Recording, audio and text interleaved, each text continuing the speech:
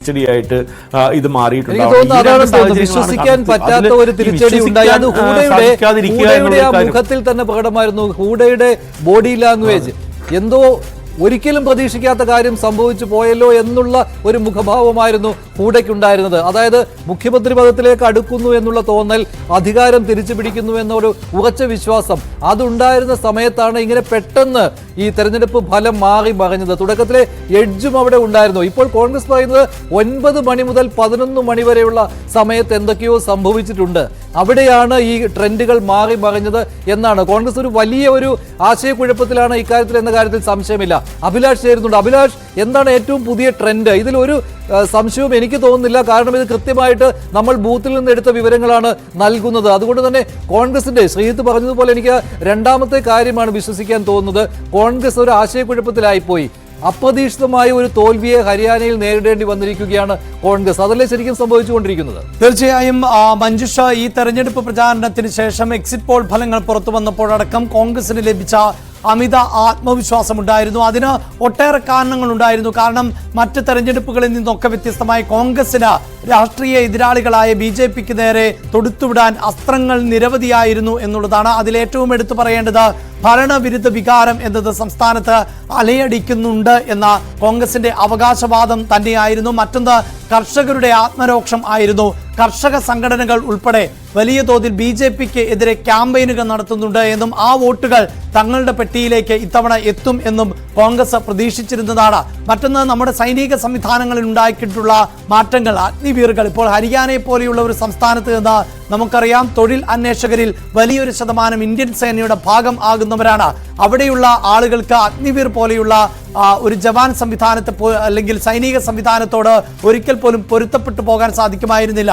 ഈ തൊഴിലില്ലായ്മ ഉൾപ്പെടെയുള്ള വലിയ പ്രതിസന്ധി നേരിടുന്നതിന് ഇടയിൽ കൂടിയായിരുന്നു ഒളിമ്പിക്സിൽ അടക്കം വിനേഷ് ഫോഗട്ട് എന്ന ഒരു താരത്തിന് മാത്രം ഉണ്ടായ സാഹചര്യം. അത് നമുക്കറിയാം. സ്വർണം ഉറപ്പിച്ചിരുന്ന വിനേഷ് ഫോഗട്ട് ഭാരപരിശോധനയിൽ പരാജയപ്പെടുന്ന ഒരു സാഹചര്യം ഉണ്ടാകുന്നു.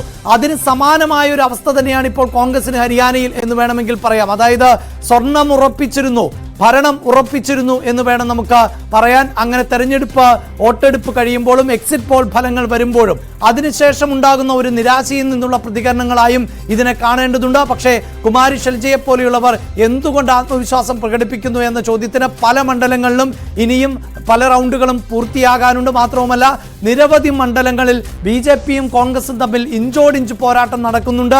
ചെറിയ മാർജിനിൽ മാത്രമാണ് ഈ ലീഡ് നില എന്നതും ആയിരിക്കാം ഒരു പക്ഷേ ഇപ്പോഴും കോൺഗ്രസിനെ സംബന്ധിച്ചിടത്തോളം ആത്മവിശ്വാസം നൽകുന്നത് എന്ന് വേണം നമുക്ക് അനുമാനിക്കാൻ. പക്ഷേ എടുത്തു പറയേണ്ടത് കണക്കുകൾ. അതായത് നമ്മൾ ആവർത്തിച്ച് പറയുന്നുണ്ട്, തെരഞ്ഞെടുപ്പ് കമ്മീഷന്റെ ഡേറ്റകളുടെ അടിസ്ഥാനത്തിലല്ല നമ്മൾ പ്രേക്ഷകരുമായി വിവരങ്ങൾ പങ്കുവെക്കുന്നത്.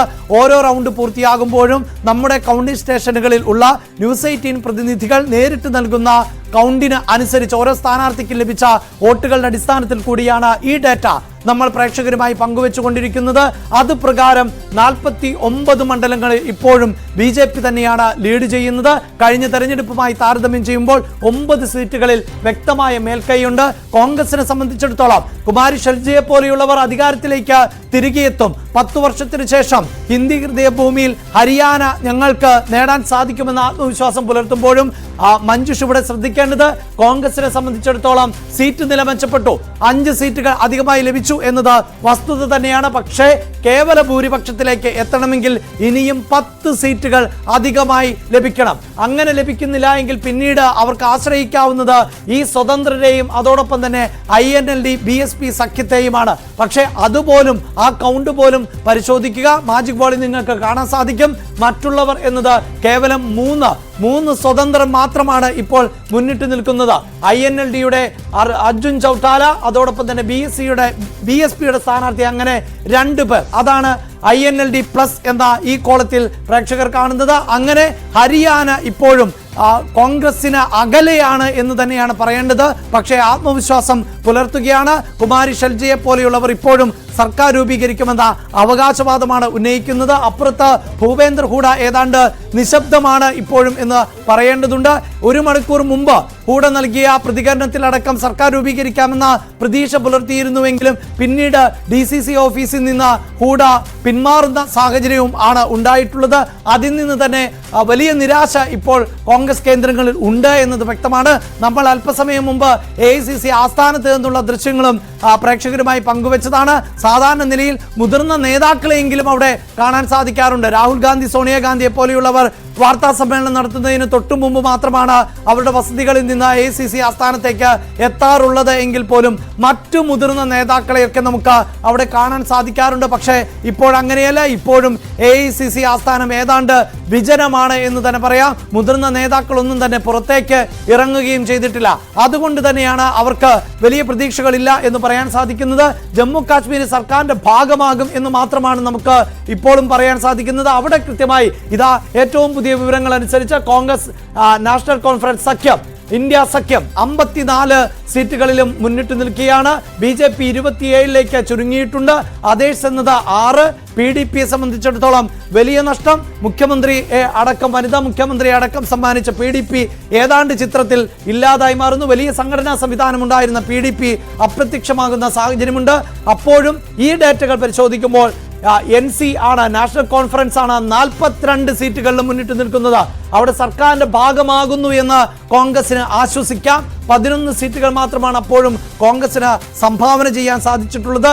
കേരളത്തിലെ CPIM പ്രവർത്തകർക്ക് സന്തോഷകരമായ ഒരു വാർത്ത പങ്കുവയ്ക്കാനുള്ളത്, അവിടെ യൂസഫ് തരിഗാമി, CPIMന്റെ കേന്ദ്ര കമ്മിറ്റി അംഗമായിട്ടുള്ള യൂസഫ് തരിഗാമി ഇപ്പോഴും ലീഡ് ചെയ്യുകയാണ്. അദ്ദേഹം വിജയത്തിലേക്ക് അടുക്കുന്നു എന്നുള്ളതാണ് ഏറ്റവും